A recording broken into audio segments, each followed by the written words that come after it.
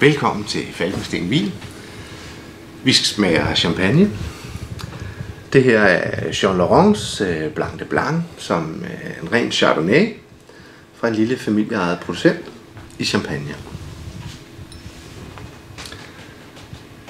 Den er klar. Farven er gylden. Boblerne er de er sådan medium sized.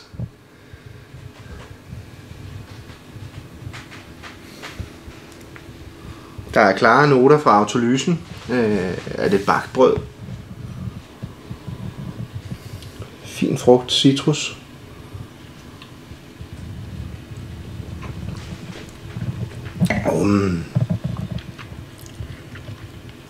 Fed, fyldig, cremet.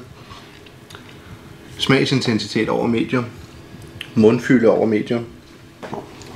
Chardonnayen fornægter sig ikke. Der er noget citrus, og der er nogle nøddenuancer, og der er noget nybagt brød.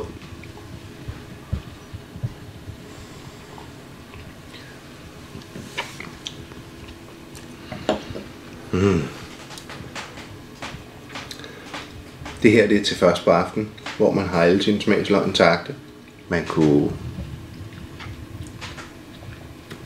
bruge en champagne som den her til dronningens nytårstale, eller hvis man har lidt øster stående på is til gæsterne, så kunne det her også være en fin ledsager.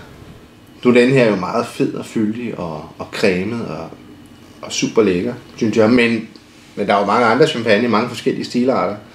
Der er nogle, der er meget, meget friske, meget højtonede i syren, og så er der nogle, som har endnu mere surdejsbrød og råbrød. Men kig ned i butikken, så får vi en snak om det.